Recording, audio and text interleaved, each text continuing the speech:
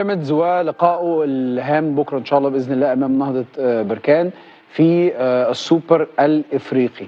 بيراميدز بطوله الانتركونتيننتال محقق فيها نجاحات كبيره جدا جدا، على صعيد بطوله الدوري ايضا ماشي بشكل مميز جدا، فائز ببطوله افريقيا، يكاد يكون بيعيش واحده من افضل حالاته الكرويه والفنيه على الاطلاق.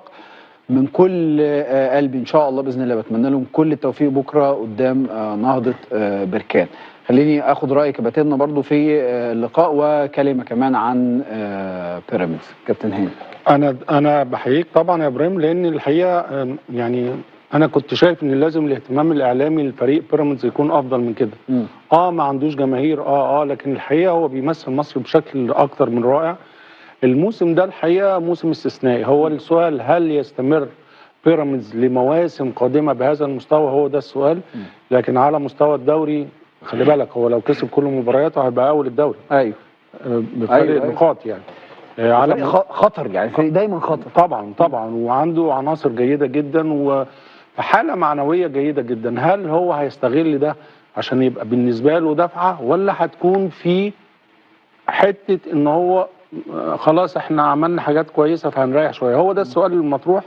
مباراه بكره الحقيقه مباراه مهمه جدا جدا امام نهضه بركان، فريق كويس جدا، فريق عنده خبرات كويسه في الحته ديت.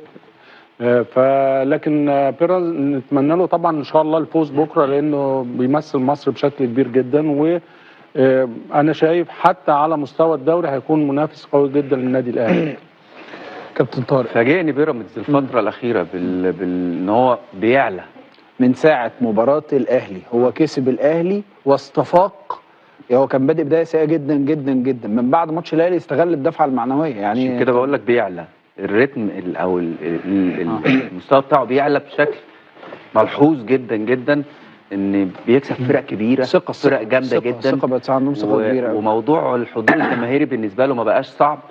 ومن برنامجك هنا يا ابراهيم، عشان احنا مره كنا اتكلمنا في احمد الشناوي هنا. ايوه وانا وكابتن اسماعيل. ايوه. الشناوي حاليا بيعيش فتره من احسن حالاته. احمد الشناوي ويستحق ان هو يتبص له في المنتخب الاول بشكل مختلف.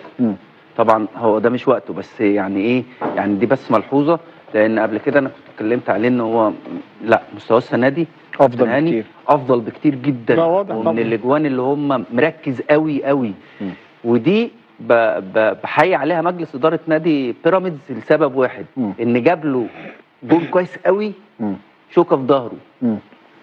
جات، خد بالك دي نقطه بتبقى مهمه جدا وبتفرق جدا مع ان تبقى في منافسه قويه معاك في التيم يا كابتن هاني. فمن ساعه وجود جاد والموضوع اختلف بشكل كبير جدا بالنسبه لا، انا اشوف من ساعه ما فتح الله ما مشي من بيراميدز وربنا كرمه. معاهم توفيق بدأوا ياخدوا بطولات بقى. بقول لك بترف من كل حته. انت عملت الاساس. هو بس وقالوا له بوسه وحضن باي باي واتفرج. لا خد بطوله افريقيا، خد الاثنين هو واثنين انتر كونتيننتال وبص. لا والفرقه عماله بتلم في بطولات. بتتكلم غلط. طب امال ايه اللي حصل؟ عايز تقول معلومه قولها كامله. ما تقولش هم ادوا له. انا واخد قرار ان انا مشيت. مش فارقه. لا يا حبيبي، المصلحه واحده. طب اقول لك على حاجه، جمله وبعدين نكمل مع طارق. يلا. اللي في وسطنا ده يملك قرار ان هو يمشي من نادي كبير، ده يبقى ملك. انت اخدت القرار. مش فارق. انا مش بقول لك ثانيه واحده. القرار يعني القرار ما كانش في مصلحتك، في مصلحه بيراميدز اكتر من بس. هو ده اللي انا كنت عايز اقوله. انت سالتني وانت اخدت القرار، بس سبحان الله جبت مصلحه بيراميدز. كابتن هاني قال نقطه مهمه جدا. ماذا بعد اللي هو ايه؟ هل بيراميدز هيكمل بالشكل ده؟ الاعمار السنيه عند نادي بيراميدز محتاجه اعاده مراجعه كابتن هاني. النقطه دي مهمه جدا، لازم يفكر فيها مجلس محمود قال لك حاجه كده بالراحه. انت بتقول ايه يا بيتو؟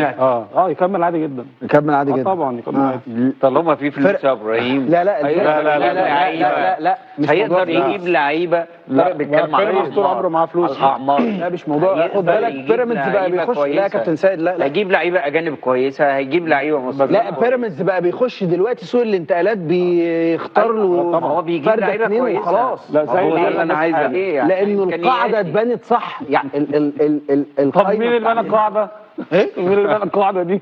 انت ومشيت، ما احنا مالنا. رجعت وقلت مين اللي بنى القاعده؟ ما انا بقول لك انت ومشيت، لا بص، احنا بس مالنا. انا ثانيه واحده يا طارق اقول لك بس حاجه. موضوع انك يلا. تكمل، انت لما تيجي تكمل هتكمل ايه اللي هيخليك تكمل؟ يبقى عندك فلوس، عندك والفلوس دي مهمه جدا.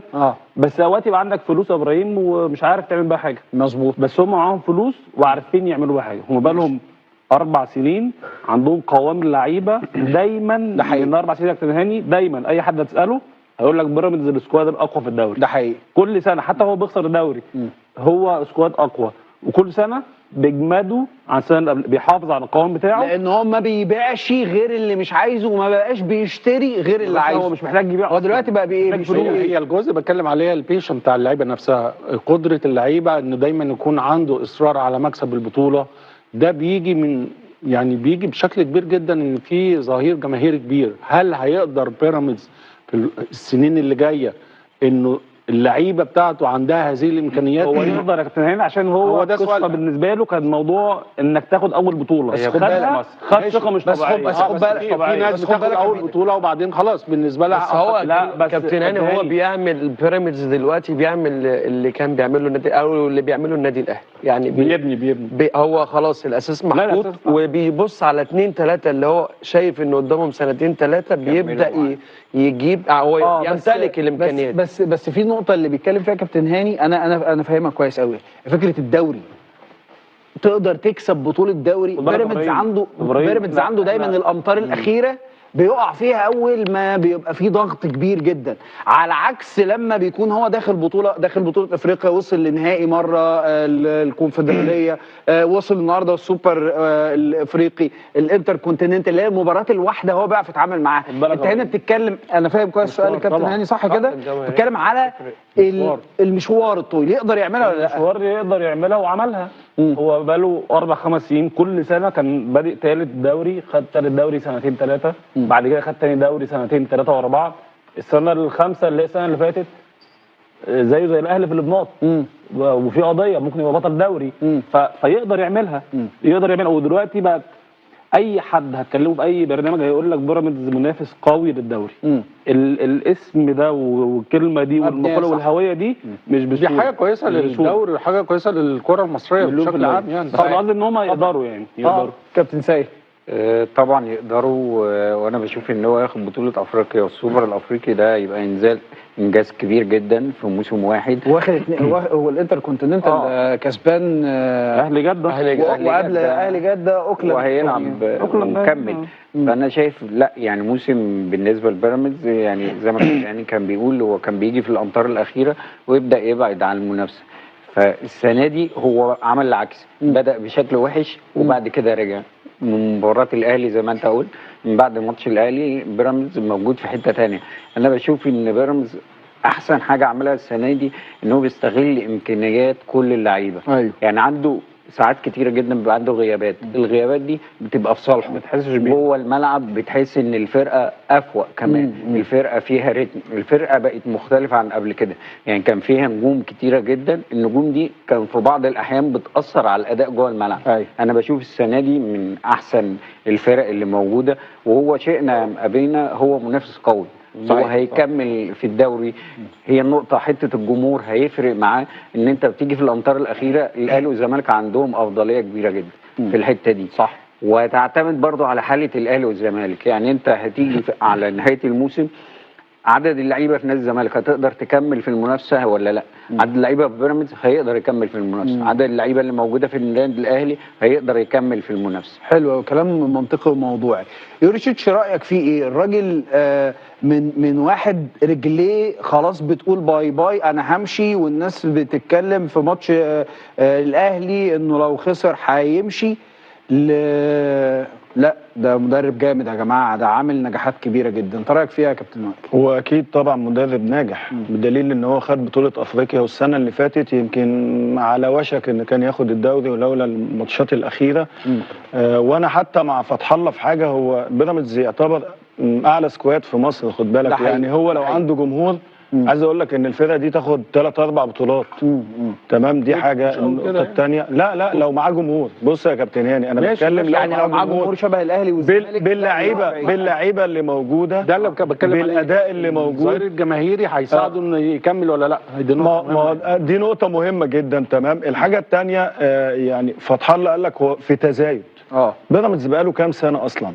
6 سنين. 6 سنين. مش 6 سنين خد بطولة افريقيا، خد انتر كونتيننتال، ماشي بشكل كويس، في تزايد يعني. وصل نهائيات